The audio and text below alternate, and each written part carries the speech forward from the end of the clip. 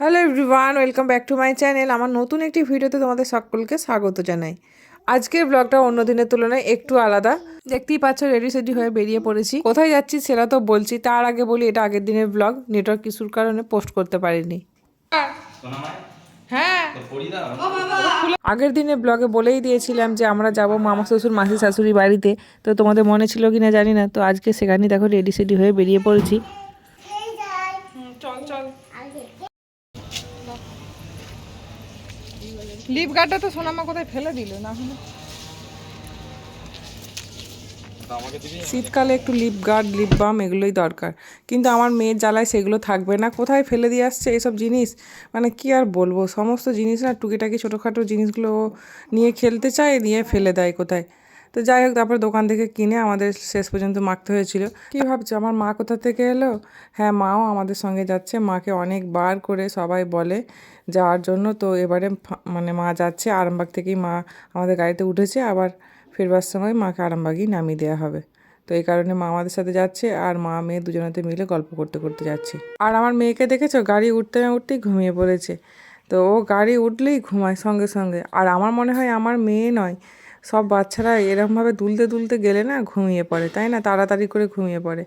আর আমি তো এখন সকালে ভয়েস দিচ্ছি, সম্পাদি ওপরটা মানে মোছামুছি করছে, তো বালতির শব্দ হচ্ছে, মেয়ে পাশে খেলছে, সেই শব্দগুলোও কিন্তু তোমরা মাঝে মধ্যে পেতে পারো। তো দেখো গাড়ির মধ্যে 3-4 প্যাকেট মিষ্টি নিয়ে নিয়েছি, মা নিয়েছে, আবার আমরা নিয়েছি। তো ওখানে মাসিমাদের বাড়ি যাব, প্লাস আর একটা মামা শ্বশুরদের বাড়ি যাব। মানে মামা শ্বশুর মানে ওই মাসিমার ছেলে থাকে বললাম না, বলেছিলাম, তো ওদেরই বাড়ি যাব। মোটামুটি 2 প্যাকেট করে আমাদের মিষ্টি লাগে, তো সেই কারণে মিষ্টিও নিয়ে নিয়েছি। দেখো যাচ্ছি ওদের রাস্তা দিয়ে, এখন যাচ্ছি। রাস্তাটা না ভীষণ খারাপ, বর্ধমানের রাস্তা। শুধু তো বড় বড় মিল চারিদিকে, আর ওই মাঠ ভরা ধান। তারাও তোমরা দেখতে পাবে যাওয়ার সময়, মানে যখন বাড়ি ফিরছি তখন আমি অনেক ভিডিও করেছি। তো সেই কারণে রাস্তাটা ভীষণ খারাপ ছিল। তো তারপরে এই যে ছোটদিকে চিনতে পারছো, ওদের বাড়িতে আগে এসেছি, আর এখানেই আমরা খাওয়া দাওয়া করবো। আর এই যে এটা হচ্ছে ওদের বাড়ি, আর আমার মাম্মা তো ওখানেতে শুধু ঘোরাঘুরি করছে এদিক ওদিক, মানে ওদের বেশ ভালোই লাগছিল। আর জায়গাটা তো বেশ বড় সড়ো, খেলার জায়গাও আছে, মানে ভালোই লাগছিল। তো তারপরে তো ভেতরে ঢুকছি, এই যে সামনেই বাথরুম, তারপরে এদিকে নিচে আছে 3টে রুম, সামনে একটা ডাইনিং। আর এই যে এই ঘরেতে আমরা বসেছিলাম, আর মাতাজি মা এই ঘরেই থাকে। তো তোমাদের দাদা ভাই ভাবিন ওরা বসে আছে, আমি একটু ভিডিও নিচ্ছিলাম। আসলে ব্লগে শেয়ার করতে হতো, তাই না? একটু একটু করে ছোটো ছোটো ক্লিপিং নিচ্ছিলাম। তবে ওপরে যাইনি, আর দোতলাটা এখন কমপ্লিটও হয়নি, জানো তো, সেই কারণে আর যাইনি। অতটা ঘুরিয়ে তোমাদেরকে দেখালাম না, পরে যখন আসবো কমপ্লিট হয়ে যাবে তখন নয় ঘুরিয়ে দেখাবো। আর এই যে এখন নবান্ন মাখা হবে। এবার বলি নবান্নটা কি। নবান্ন নাম শুনেই বুঝতে পারছো, নব অন্ন মানে সন্ধি। তো নতুন ধান যে ওঠে সেটাকে চাল করে আর পুজোর দেয়, আর মানে পায়েস হয়, আর এরকমভাবে প্রসাদ বানায়। তো এই যে নবান্ন মাখা হবে, মানে এই যে চাল দিয়ে 9 রকম 10 রকম ফল দিয়ে মেখে এটাকে খাওয়া হয়। চালটাকে একটু ভিজিয়ে রাখা হয়, এটা হচ্ছে গোবিন্দভোগ চাল। তো সেটা মাখবে আর আমাদেরকে এখন প্লেটে করে দেবে, ওটাই আমরা খাবো। কিন্তু ভীষণ টেস্ট হয়। আমাদের এদিকে তো নেই, মানে হুগলি ডিস্ট্রিক্টে তো নেই এইসব, তো বর্ধমান ডিস্ট্রিক্টে এদিকে বেশি আছে। তো ওদিকে ধান চাষটা তো বেশি, সেই কারণে তো আমাদের দিকে নেই।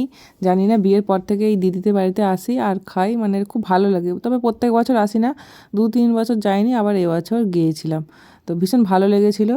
ছোট দিয়ে একবার মানে মাখা হয়ে গেছে, অনেক তো আত্মীয় স্বজন এসেছে বাড়িতে, সবাইকে দিচ্ছে, আবার মেখে আমাদেরকে দিয়েছিল। তো তারপরে এই যে দেখো খেতে বসেছি, খাচ্ছি মা আমরা সবাই। আর ওইদিকে ডাইনিং টেবিলে তোমাদের দাদাভাই ওরা খাচ্ছে, আর বাচ্চাদের খাওয়া হয়ে গেছে আগেই। এই যে খাওয়া দাওয়া করে ওরা ঘুরছে, এখানে খেলছে, আর তোমাদের দাদাভাইরা এদিকে বসেছে। আসলে আমি খাচ্ছিলাম তো, আর বাবিনকে বললাম একটু ভিডিও ধরে দে, ও বোনকে দেখবে না ভিডিও করে দেবে, তাই না? তো তারপরে এই যে দেখো বাড়ি বেরিয়ে পড়েছি।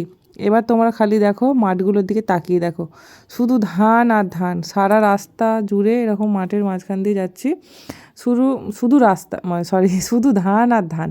এত ধান, মানে কি ভালো লেগেছে। পুরো গোটা মাঠ জুড়ে সোনালি ধান হয়ে আছে, এভাবে দেখো। তোমাদেরও দেখতে ভালো লাগছে, তাই না? তো যাদের বর্ধমান ডিস্ট্রিক্টে বাড়ি তারা তো নিশ্চয়ই জানো কীরকম পরিমাণে ধান চাষ হয়। ধানের গোলা বলা হয় বর্ধমানকে, তাই না? খুব সুন্দর কিন্তু এভাবে ধান হয়ে আছে। তো এখানটাতে আমি সামনের দিকটা ক্লিপিং নিয়েছিলাম, আরও যেগুলো রাস্তাটা পার করে চলে এসেছি সেই দিকে কিন্তু অনেক ধান ছিল। মানে সারা মাঠ জুড়ে ধান, দারুণ সুন্দর। আর যেদিকেই যাবে এই রাস্তাগুলো দিয়ে সেই দিকেই ধান। আমরা যে এই রোড দিয়ে এসেছি মানে এই দিকেই মাঠ আছে, এই দিকেই ধান তা নয়।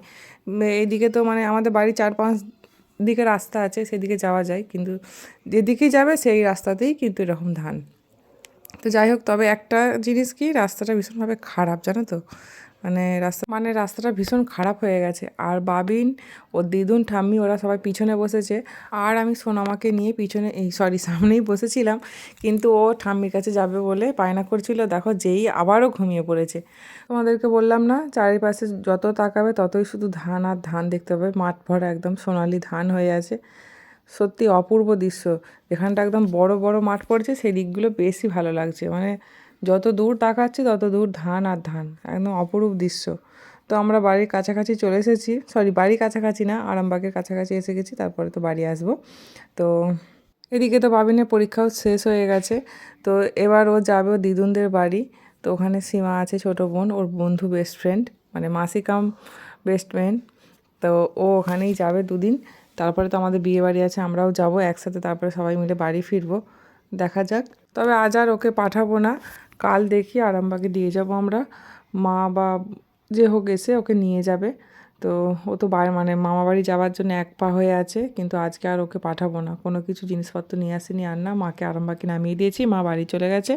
আর এখন এই যে আমরা বাড়ি যাচ্ছি, দেখো শীতকালের দিন বলে বেলাটা একদম ছোট, দেখো একটু আধটু এদিক ওদিক ঘুরতে না ঘুরতেই একদম সন্ধ্যা নেমে এলো। বাড়ি ফিরে এখন সন্ধ্যা দিতে হবে, বাড়িতে কেউ নেই, শ্বশুরমশাই ছিল, তো রান্না করে খেয়েছি শ্বশুরমশাই নিজেই, আজকে এখন আমরা যাই।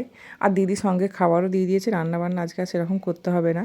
তো যাই হোক, এটা হচ্ছে পরের দিন বিকালবেলায়, তোমাদেরকে বলেছিলাম বাবিন যাবে ও দিদুনদের বাড়ি, সেই কারণে ওকে দিতে যাচ্ছি। কি পরিমাণ ঠান্ডা দেখতে পাচ্ছ, বাইকে যাচ্ছি পুরো একদম কাঁপাচ্ছে থরথর করে। আর সেদিনকে তো মেঘলাও ছিল, সেই কারণে বেশি ঠান্ডা লাগছিল। আর বাবিন দেখেছে টুপিটা পরতেই চাইছিল না, জোর করে আমি ওর সোয়েটারের টুপিটাই পরিয়ে দিয়েছি। আমি বললাম যে ভালো করে টুপিটা পর, আগে বাইকে যাবি, কানে ঠান্ডা লাগবে। তো এই আর কি, ওকে দিতে যাচ্ছি। আর আমি যাচ্ছি একটাই কারণ, ওই আমার ব্লাউজ করতে দেওয়া আছে, সেখানে ব্লাউজগুলো নিয়ে আসবো, বিয়ে বাড়ি যেহেতু সামনেই। আর তোমাদের দাদাভাই না হলে ওকে দিয়ে আসতে পারতো। তারপরে দেখো এই যে সীমার বর আসছে, রিক, ও আজকে আসছে, তো ওই নিয়ে যাবে একেবারে বাবিনকে, আমরা ওই জন্য এখানে ওয়েট করছি। তো চলো বন্ধু, শুভ সন্ধ্যা বন্ধুরা। দেখো বাবিন তো চলে গেছে মামা বাড়ি, আর ফিরে আসার সময় ডিমের চপ, সিঙ্গারা আর নিমকির মতো এটা কি পাওয়া যায় না, তো এসব নিয়ে এসেছি, আর কফি করেছি। এখন এটাই টিফিন হচ্ছে সন্ধ্যাবেলা আমাদের। আর সোনামা সবেতে একটা করে কামড় মেরেছে আর কফিতে ডুবিয়েছে। ভালো খেতে মাম্মা, ভালো খেতে। পেটে ভরে আছে, ঢোল হয়ে আছে। হ্যাঁ, এবার ঢোল হয়ে গেছে, ঢোল পেটে ঢোলে আছে। বাবার পেটে ঢোলে আছে, ঢোল হয়ে আছে, ঢোল। ডিমের চপাকে কামড় দিয়েছে সোনামা। আর একটু কড়া করে হয়তো হয়। ডিম করে ডিম। তো দেখো বন্ধুরা, এই যে একটুখানি রেডি হয়ে রিল বানাচ্ছিলাম কটা, তো 9টা বেজে গেছে, এখনই চেঞ্জ করব। হ্যাঁ হ্যাঁ আসছি। তো ব্লগটাও ভাবলাম এখানেই শেষ করে দিই। ব্লগটা কেমন লাগলো অবশ্যই কমেন্টে জানাবে, যদি ভালো লাগে তাহলে লাইক কমেন্ট শেয়ার করবে। আর এরকম নতুন নতুন ব্লগ দেখতে হলে আমার চ্যানেলটিকে অবশ্যই সাবস্ক্রাইব করতে হবে। তো আজকের মতো টাটা, দেখা হবে নেক্সট কোনো ভিডিওর সাথে। সবাই খুব ভালো থেকো, সুস্থ থেকো। তো মেয়ে ডাকছে ওই ঘরে, একাই আছে এই ঘরে, তোমাদের দাদাভাই এসে গেছে, তো মেয়েকে ঘুম পাড়ানো হবে, বিছানা করবে বলে। তো চলো বন্ধুরা, আজকের মতো টাটা, শুভরাত্রি।